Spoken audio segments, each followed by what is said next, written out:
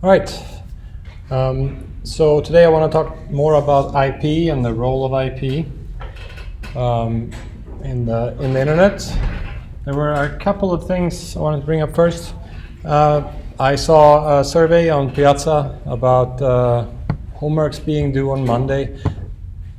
You know, it doesn't really make much sense, but if you guys want to move the due date to Monday, we can do that. The problem with moving it to Monday is that then there's a weekend less to do the next homework, right? So so basically it's a homework extension. It doesn't give any more or less time for any given homework. But that's fine. We can do that. Now the midterm is on Monday, but we'll just make it due Monday anyway, and we can talk a little bit about homework 2, but not the homework 1 solution then tomorrow. On Friday, and I will talk about the midterm as well on Friday. Okay, and then there were a couple of things I wanted to kind of complement with about distance vector routing and link state routing. Let's see, let's bring up the picture here.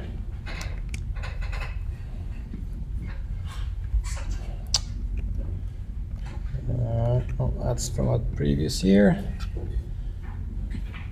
This one.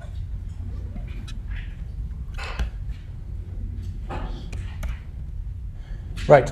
So one option that I didn't bring up before is this.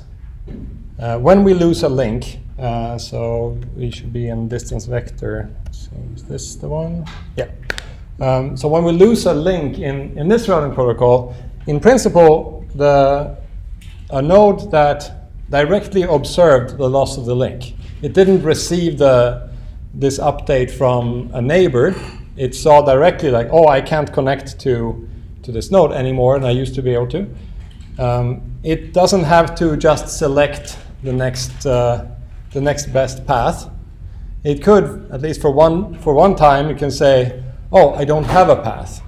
Right? So it could say, like, my distance for this round at least is the maximum distance. So in RIP, the routing information protocol, it's 16 is like the maximum count you can have for this thing. So you could advertise 16, and then at least no neighbor would rely on you for their next update. They wouldn't rely on you to provide the route. Right? So in this case here, if I advertised suddenly 16, instead of saying, oh, I'm 8 because my next neighbor is 7, I could advertise 16 and then wait for a second for the next update. And everyone else who's nearby, if their path depended on me, then perhaps they will have updated. Right? So now I don't rely on them. That solves part of the problem. It solves this problem here, because now this guy will not, I will not have a, let's say, actually let's back this up. So I used to be 1 away, this used to be 2 away like that. All right. So in this case, if I advertise a 16, instead of advertising a 3, because one of the neighbors were a 2, then they will both have to say 17 if they relied on me, right? Actually, 16 is the max in this protocol, so they will also be 16, and it's not possible. So this helps a little bit in that the local neighborhood will make fewer mistakes, but it doesn't actually eliminate this problem with the route, because you could imagine a sort of a longer path where this one here, let's say, is 3 away. And now it says, like, let's see, how do we go? Yeah, so this is advertising 3. This one, okay, let's back this up, 2, and I advertise I'm 16 away. Now, these two, they can't say that they have a route to here anymore, but they can still say, well, one of the two at least would say, oh, I'll just go through him instead. Right, so you might still end up with this saying 4, right? My path is no longer this direction. Actually, it should be one of these two, right? So my path goes the other way. And now we get the same problem, because this would say, it's a 5, and this would say it's a 5. Right? So in the case of a well-connected topology like this, this is called a Poisson reverse, I think. This advertising sort of a non-existence of a route doesn't really help you, but it helps in the case of a nice tree topology, let's say, or something a little less complicated, where you don't have these loops where things can go around. Okay, so that was one. Poisson reverse is helpful, but it doesn't really fix the problem. It doesn't take the routing. You end up having this count to infinity issue in any case. And then in the link state routing, we were talking about this broadcast, right? How you're sending a link update out along all your neighbors, and then they would forward it on. And so we talked about how you forward this to not have lots of redundant transmissions. And a good way to do that was to not forward messages that you've seen before. I think we should strengthen that a little bit, because a link could go up and down. Right? So you might have this link here that is available and then unavailable and available again, so on. And so first of all, that would produce the same message. Right? So I see, oh, the link is up. Well, I've seen this, the link is up message before. Right? So I'm not going to forward it. That's not very helpful. And even worse, you might get a sort of a late link late message that travels all this way around slowly like this, and then eventually comes around. So now you could imagine we'd have to keep some sort of cache. Which messages have we received and which haven't we received? You'd have to empty some of those out at some point.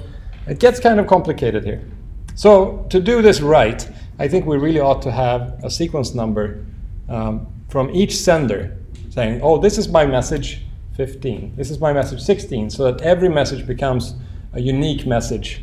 And if you have multiple conflicting messages, you can imagine here now message 14 going slowly around saying, oh yeah, this link now exists, right? And then we have a fast message that goes the other way. The link doesn't exist. Which one should we trust? So having a sequence number, we know like if two link updates conflict with each other, we trust the one that's more recent from the same node. Right? So I think that will help us in kind of maintaining a consistent network. Moreover, we can't really afford to lose one of these updates. Right? So if the network is unreliable, it's going to get a whole lot less reliable if you now lose one of these link state updates. So now we don't know that the link doesn't exist anymore. We keep sending messages that direction, and every packet gets dropped along that route. We would have to, in order to make this a reliable network, we'd want to have every transmission here to be reliable along this link, meaning we need an acknowledgement, just like we're doing in the homework. And if we don't get an acknowledgement, we'll retransmit. Right.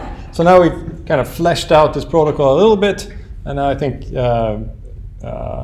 we can more or less rely on this thing working. I would say that link state routing is somewhat easier to implement and debug because it's centralized computation, and it is the more popular protocol. Even though it requires more overhead, there's more messages being exchanged. But these days, the data is so much larger than the control overhead that it doesn't really matter. Okay, so that's about it for this kind of simple routing setup where we have these abstract named nodes and a relatively small network. Of course, the internet isn't like that. It's primarily differs in a few ways. One is it's very much larger, right? There's so many destinations that we can't even count them, and in part because they won't tell us that they're there. And then all of the networks are operated by different autonomous entities that have their own goals, and so we can't really say have Comcast's network just receive link state updates from Verizon's network and just say, okay, that's fine. Right? There would have to be some sort of security, at least, making sure that Verizon doesn't go and update my links, right? Saying that, oh, my links don't exist. And that's the minimum that we would need, but generally speaking, when someone makes a mistake somewhere far away, we don't want that to screw up our local behavior in our network. So we need a lot more isolation and that sort of thing to work in this sort of open, anyone can join internet setting. All right, so let's take a look at sort of what the internet provides, what IP provides. So we discussed these subnets and things before. But basically, actually, why don't we start with what we'd like? We would like a network to provide. I think it'd be nice if it was reliable. Right? No packet losses would be great. It'd be handy if we could have reserve capacity. So this is called the virtual circuits. So what we could get with reserve capacity is, say I want to have a Skype call with my mom in Sweden. When Skype connects, it tells the routers along the way that we will need 64 kilobit per second for the duration of this call, and I'll tell you when it's over, right? And the routers would either say yes or they say no. And if it's a yes, then it's guaranteed until we're done. This is called virtual circuit switching. It's what you generally get in a phone network, although that's kind of going away a little bit. It would be beautiful for streaming a Netflix movie. No, you don't need to buffer anymore because all of your packets get there on time. So when you receive the first packet, you know you'll get the next packet when you need it for the next frame of the video. So you just go, and there's not going to be any buffering or any delays like that. That would be really nice. See some other things we'd like to have. I think it'd be good to have bounded delay, right? So we would know how long it's going to take for a packet to come from here to the other end. Like, I guess you could have two different approaches to this, but one would be you tell the network, I need this delay, and then the network says yes or no, or you want to make a connection and then the network says, how long will it be? And it stays like that. Right? That would be really good. And that, these things are not that hard to implement, but they're kind of hard to implement. Okay, guaranteed bandwidth, yeah, in-order delivery would be good. Right, and bounded jitter is related, and then of course we need some privacy and authentication. Right. Okay. What I mean by bounded jitter is the changes in delay. Right. So maybe we're okay with a second of round trip time, but we're not okay with it changing. So that's often the case if you're in any sort of control loop. Right? You want to vary the say the engine speed on a rotor, like you're flying a drone at a distance. It probably matters more that you have a controlled jitter than a controlled delay, because you know what's going to happen. And something similar for Netflix streaming, the delay says how much we need to buffer, but then if the jitter goes a lot around there, that would also kind of increase the amount of buffer that we need. Okay. In-order delivery, yeah, that'd be good. And then privacy and authentication, basically others should not be able to see our packets. All right. I think that seems like a minimum. Ideally, no one along the way should be able to at least see the contents of the packets. right? Maybe the existence of packets and communication would be okay. And then authentication, no one should be able to send packets that appear to come from me if it's not me. And these are sort of minimum requirements on a reasonable network. Okay, and so what does IP provide?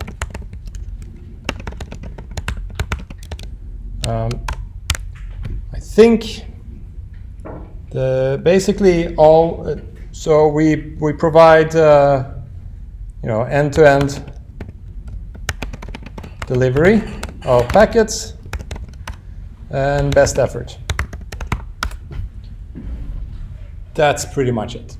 So it's going to deliver packets for you as long as they're not too big, and it'll try its best, right, to get it there. And at some point, that's really all that we get from the internet.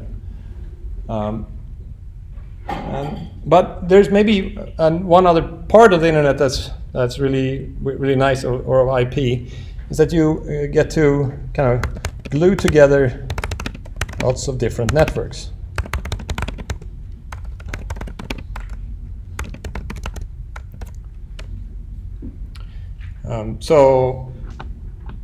If you have a large network that can't do bounded delay, right, it can join the internet, because the internet is the least common denominator of everything. So,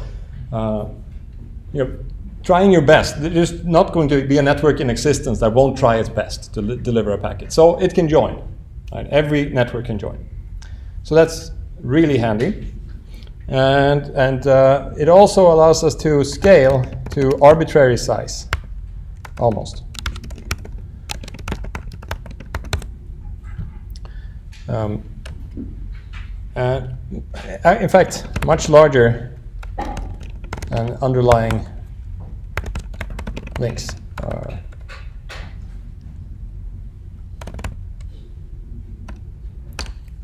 Right. So what do we mean by that?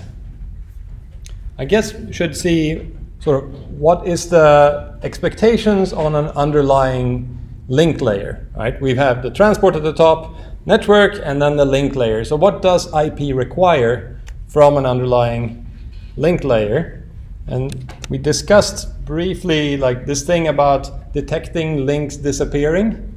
That's one thing that IP doesn't require, right? We basically, all we need is, let's see, requirements from the underlying link layer. So naturally, it needs delivery within the link network, end to end. Let's see. Yeah.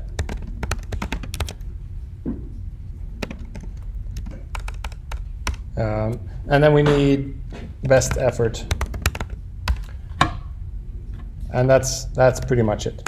So you can imagine many different ways to implement an underlying link layer based on these requirements. So for Ethernet, which is probably, I don't know if it's the most common, but certainly one of the most common link layers out there, what Ethernet provides is MAC addresses as identifiers. IP doesn't care about MAC addresses specifically. It just needs to have a way to say where it should go within this underlying network. When I say a link layer, it's really a link layer network. It's one implementation of a network. And so in the case of Ethernet, if you have two nodes directly connected by a cable, you get to send packets to the other side by specifying the MAC address of the receiver, because that's what Ethernet always requires, even though they're connected by the cable. So it should be okay to just say, like, here's a packet, right? That would also work. But Ethernet isn't like that. But you could also connect your machine to a switch, it's called. That's a little thing with lots of ports. And anyone that's connected to that port is then reachable from you. And you can connect that switch to another switch, and everything that's connected together by switches and hubs in an Ethernet network are directly reachable through the linked layer network. Okay, so end-to-end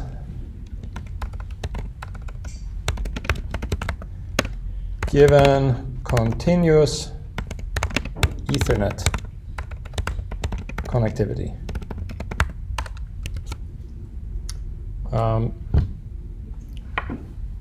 Let's look at a more unconventional one. Let's see if I can find it. There's an RFC for this avian carrier. Yeah. Okay, so this is IP over avian carriers, also known as messenger pigeons. All right. So with a messenger pigeon, the link layer is the bird, and so you would print out the message. You would put it in a little roll, attach it to the leg, and then the bird flies over to a destination. And every bird, all they do is they fly to one destination and then they stay there. That's how they work. They don't come back. That's okay. You have many birds. So it sort of works in that IP doesn't have any requirements on latency, right? It doesn't have any requirements on packet drop rates or bandwidth requirements, right? And the bird will do its best, right? So you print out the IP packet, you put it on the bird's leg, and it flies over. And on the other side, you kind of scan the message, you put it in your machine, and then it forwards it onto presumably the Ethernet network that the machine is on. So in this sense, the avian carrier is compatible with IP. I wouldn't use it, right, in most cases, but it's really nice that you can sort of embrace any kind of underlying link layer. They actually implemented this somewhere. I think it was in Australia.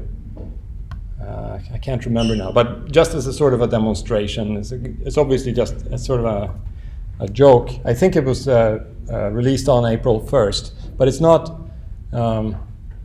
It's not completely unrealistic. It's just that no one would want to use it, but you can actually do it. So that's really nice. Okay, but so the avian link layer is really impractical. The Ethernet link layer, on the other hand, is really practical, right? Everyone uses it. It goes up to, these days, 100 gigabit per second.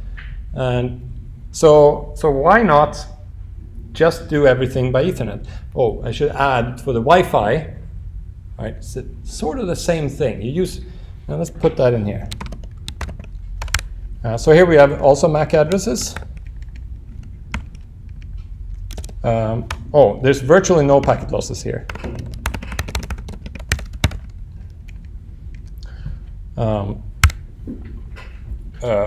We should say link error-based packet losses.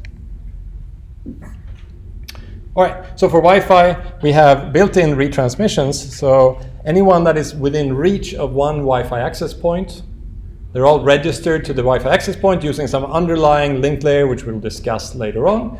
Lots of communication between the laptop and access point only to sort of determine parameters. So there's some link negotiation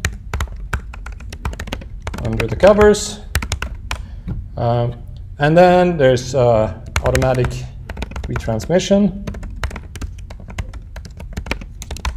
So if I try to reach the access point, or I try to reach one of your laptops, it'll keep retransmitting until it receives an ACK at the linked layer.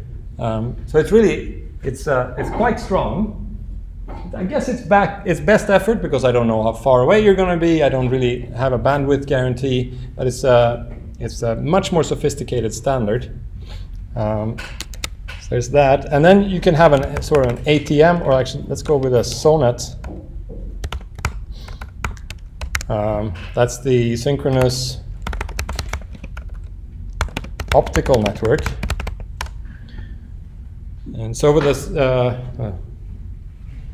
something like that. So here, this is for like municipal broadband backhaul. So you have these optical links, optical fibers going from one station to another station, connecting suburbs, that sort of thing. So you have very high bandwidth going over optical fibers. And here we essentially, we get a lossless direct physical link.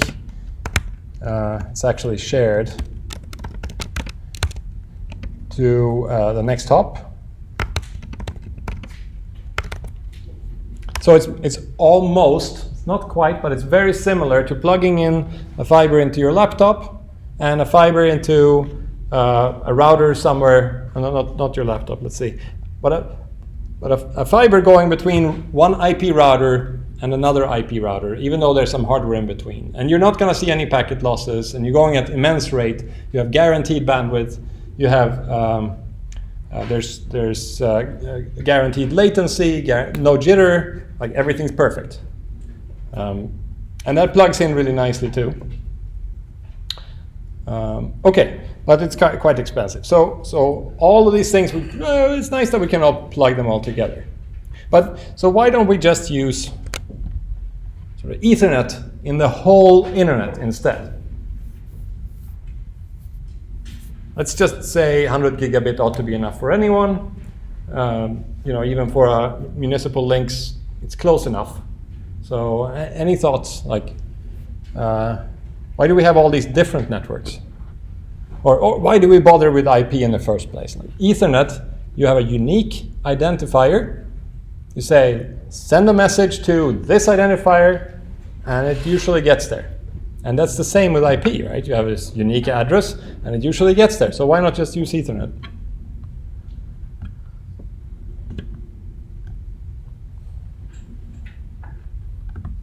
It's also compatible with Wi-Fi, right? It's the same idea. You have these unique MAC addresses. So with IP, we have the geographic distribution and the IP tables that can work with prefixes, etc. But with MAC addresses, it's unique to a machine, and we don't know where the machine goes next. Right. Okay. Yeah. So we don't know where the machine goes next. That's right. Or sorry, what is the next hop to? We don't know where the machine is, right, given the address. Right. But what does that matter? Ethernet can handle it. It says right here, if it's continuous Ethernet connectivity, Ethernet will deliver it. Possible that a local network just has different demands that even though they're not satisfied. Oh, I see. So we have some kind of more sophisticated users that might want to have something more than Ethernet. Yeah, okay. So in that case, I would propose that you have a little enclave of sophisticated users, and you put an Ethernet gateway, and the internet is all Ethernet. But there's a reason why we can't do, Ethernet can't actually do it. Yeah. It doesn't scale properly because on your local network, you'd be able to have all these IP addresses. And on big internet, there aren't enough MAC addresses. Ooh, there's 48 bits worth of MAC addresses. Okay. We're not going to worry about that. But no one is on the right track here. So, I'm simplifying this a little bit. I say Ethernet provides end-to-end delivery. Right? But there's actually a limit to how big an Ethernet network can be, because it's pretty complicated to provide this end-to-end delivery if you don't know where, you basically have to track where every user is. You'd have to know for every one of these, 5 billion internet users, you need to know, what is the next hop to that one for each one. So now I'm going from, for me it's pretty simple because everyone is that way, right? But then once I get a little bit further, now I'm in the access point, it's already not quite clear if the destination is that way, right, somewhere in the classroom, or if it's going out. So we have to keep track of everyone in the classroom and then say, okay, the rest is that way. Right? So far pretty simple, but then you get, even for UIC, it's somewhat complicated, but let's ignore that. So now we got to get to one of our providers. Now there's destinations in all different directions. So now you'd have to actually remember for every MAC address in the world, where is it? Which way should I go? And that doesn't scale. So a massive contribution of the internet of IP is that it allows us to sort of aggregate a whole bunch of users together in one group. It says something about the location of the individual destinations. It doesn't say perfectly, right? But a subnet, which can be all sorts of different sizes, admittedly, many of them being kind of large. One subnet, once you get into that subnet, the principle of it is the subnet takes care of it. Right? So I deliver the packets to the subnet, and once it's in there, it's gonna make it to the final destination. I don't need to worry about it any further. So this provides aggregation of routes based on proximity. It's actually not quite proximity. Like, it doesn't mean if there's a smaller edit distance between my IP address and your IP address, then we're closer than someone with a larger edit distance. Has nothing to do with geographical proximity in that sense, but it's sort of routing proximity in that they do belong in the same organization. So I deliver the packet to the organization, and then we're good. So for the purpose of UIC, I showed you before we have, so let's do a UIC example. We have this 131.193./16 subnet. There's actually two of them, I think, unless we sold one of them. So that's what's advertised to the internet. So we say, okay, if you want to reach me, and me, this here, is an identifier for us, just like the G here. That's exactly equivalent. You want to route to G, you look for a routing entry to G, right? You want to route to UIC, it's this routing entry. And then inside of us, once the packet arrives at UIC, well, then we can split it up a little bit. So then there's going to be the 131.193.34 subnet, which belongs to the CS department. It's one of several that belongs to the CS department. So inside of UIC, we have more routers. And here we know that, oh, if I want to get to this prefix, I'll have to go that direction inside of campus. But for the purpose of everyone else in the rest of the world, they don't need to care about our internal structure, and we don't advertise it. We just say, this is UIC, send it to our gateway router, our big BGP router that sits on the edge of campus, and it'll take care of the rest. It's actually a nice exception to this. You can also say, let's say we sell this subnet, or no, not 16, that's not good, 24. So we can also alternatively say, okay, yeah, this prefix /16, that's us. It's over here. Oh, except we have this other campus in India, let's say, like Cornell did or MIT do. They start campuses in Singapore and Abu Dhabi and whatever. Now it's going to be UIC Hyderabad, right? And that one, we don't actually want to route it to UIC. We don't want those packets to show up here. We want it to be going straight to the network over in India. So then that part of UIC can advertise this prefix. And any packet that starts with this longer prefix should route directly to there. And so the way you distinguish between them, if you have, like in here, we have M, like these two prefixes correspond directly to, say, M and G, and they're two unique, different identifiers. A longer prefix is the one that wins. So if it goes all the way to 55, well, then we have to send it that direction. If it ends with a 45, then it's captured by this subnet here, so we send it in the main UIC campus direction, right? Okay, but in any case, in principle, you could have one route per IP address. Right? or maybe per 4 IP addresses. For some funny reasons, but actually 1 per each is probably okay. But then we would end up with 4 billion entries in everyone's routing table, and that would get quite expensive again. So usually we get this aggregation, which is a really nice benefit. All right, I wanted to show you, make sure I don't miss anything first.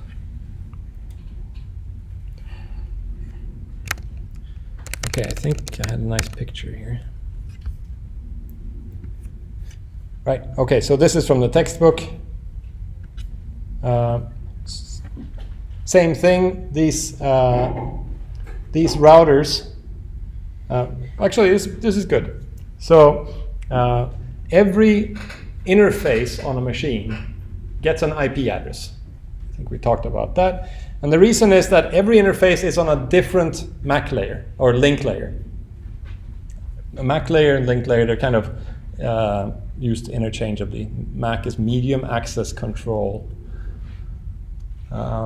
Okay, so the presumption is that you have a network interface to connect to an underlying link layer. Sometimes it's a direct cable, right? But any underlying link layer, your network interface needs to have an IP on that link layer. So in this case, we have 3 routers. Each router has an IP address on each link layer, and each link layer, being a separate network, gets its own subnet. So here we see the prefix .9, right, with 2 addresses on it. That's this link layer network. There's no switch. These are routers. Switches are link layer machines. They're operate in a different way. So here there's no connection between this. There's no link layer connection between this link and this link. So they need to have 2 different IP subnets. They're 2 different IP destinations. Right? Okay, so we have 1 subnet here. We have 1 subnet here between these 2 routers and another subnet between these 2 routers. See how they all start with a different number here. These are simplified subnets. They're /24 subnets, all of them. You wouldn't do that for a network with 2 IP addresses. You wouldn't use 256 addresses to represent it. Okay, and then we have sort of an end user network here, a subnet. That's the .2 network here and the .3 network. Okay, and the .1 network. Right, so in total there's 6 subnets here, right? 3 with the end users, and then 3 connecting these routers together. So if I want to send a message from here to this .3.1, now how do these routers know where to send it? They could use the protocols we've discussed already. So with OSPF, instead of advertising G, each router will advertise like, oh, I am directly connected to .3.2, right? So I have a 1-hop connection to .3.2. Tell that to all the routers it's aware of, like all the routers it has a connection to, or it could even have like there could be a router over here, right? That connects through the same subnet. There's no restriction that, oh, there are end user subnets and other IP subnets. As long as it's sort of configured to know that, oh, that's also a router, I can send packets that way, it could in principle then advertise the existence of its routes to all of those router neighbors. So now this router would advertise, I have .3.2 to this one, right? And to this one. So both of those have a 2-hop route to .3.2. Over here, the end hosts, they don't know about routes in that sense. Generally speaking, they don't. Usually they have a single gateway configured saying, oh, this is my router for everything. So let's take a look at that. Actually, we have enough time. Let's do a concrete example. Let's see how it works on nodes, one of my server machines. So, okay, so here's a configured routing table on any Linux machine will look like this. If you say route, it'll say for every interface. These are the interfaces on that machine. I don't know why it has such complicated names. It'll say, what is the IP subnet that this interface connects to? Like if you run ifconfig, you'll see, okay, this interface has that IP address, right? So it's probably on the 34/24 subnet, right? You can tell from here, the net mask says how many bits decide which network, like what part is the network. Right? So here's 24 bits. You'll see net masks thrown around all over the place. It's exactly the same thing as the slash and number of bits. You can never have a net mask that says 1110111. That doesn't make any sense. It's always a contiguous set of ones saying how many of the high order bits identify this subnet. Okay, so in any case, here we see this is 192.168.34/24 is the subnet. Okay, so let's look at this interface, the corresponding route entry. This one is the one we're looking at. So it says, okay, this subnet, look, this entire subnet, the .0 doesn't mean it's a subnet, but this is a routing entry for all of these, right? Or so, sorry, for all of these, really.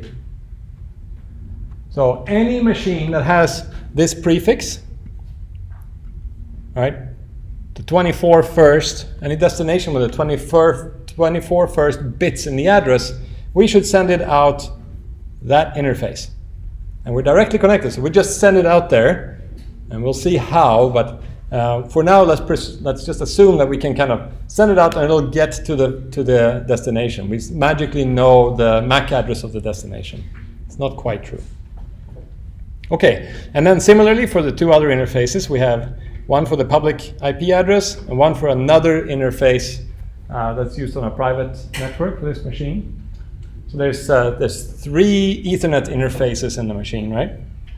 And then we say, oh, and if it doesn't fit any of these net masks, oh, notice here's a 16-bit net mask, right? So that we could have potentially 65,000 hosts inside that subnet. We only have 2. But it's a private IP address. We're not wasting any addresses. Okay, so if it doesn't fit any of these prefixes, right, any of the other longer routing entries, then we're going to send it here. In fact, default, if we say -n, see, it's like this, right? So this is the, like, I'm not saying anything /0, right? It's not 0/0, it's like nothing /0. That's the subnet of this route. So for anything else, the shortest possible prefix, right? Send it to this machine. Notice how this is an IP address on this subnet, right? So the routing table says send it to this machine. Oh, and where does that go? Now we look again, because we don't have a direct connection to that machine. It just connects to this Ethernet through some switches. So we look at this routing table entry and we see, oh, it should go out on this interface. So it's nicely put there too. And then there's a separate mechanism for figuring out which MAC address that is. But we'll do that later. Okay, so if I say ping google.com, right? Now this packet, it's destined for this destination. It's going to be sent to this IP address, and we'll figure out which MAC address, send a Ethernet layer packet to that host, the gateway host. And that will then figure out what is the next route using the same kind of routing table. It'll say, oh, for this destination 216, should I use this interface or that interface? Usually it's only one, like all the way up, or kind of far up, and then you make it to one of the border routers for UIC, and then I'll have to start making decisions. I should go east or west. So let's try adding a route just to see what could happen, right? Okay, I should add that this is statically configured, right? This is all manually configured. The admin for this machine said, okay, I want to use this IP subnet for this interface. And the UIC admin said, okay, you're allowed to use this 34 subnet, you're allowed to use, I forgot the IP address, but this is the IP address you're allowed to use. Right? So we configured all that manually. There's no routing protocol here. Much of the internet doesn't have routing protocols. Right? It's just manually configured.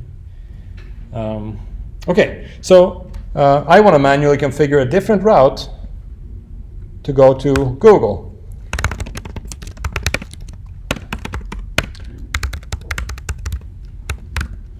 Okay, I'm going to send it to this address instead. So it used to be this, right? Because that was the default route. But I think it should go to this other machine on the same subnet. It has to be on one of those subnets. It can't go to anywhere in the internet. It goes to a direct subnet. If it's a gateway, we have to be connected to it through one of our local link layers. All right, let's add that.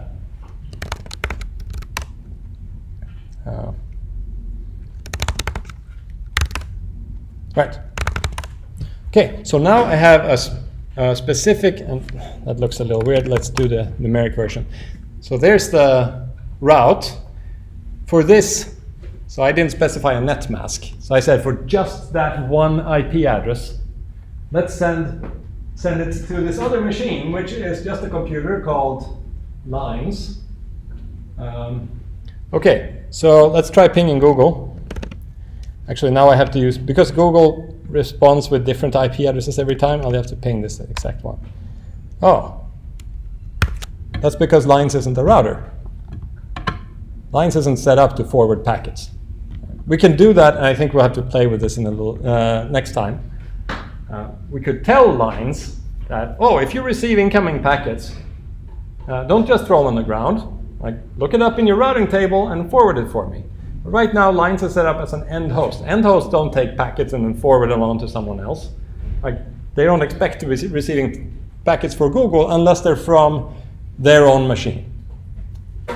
So, okay, but anyway, now I screwed up my Google connectivity. Let me do this too.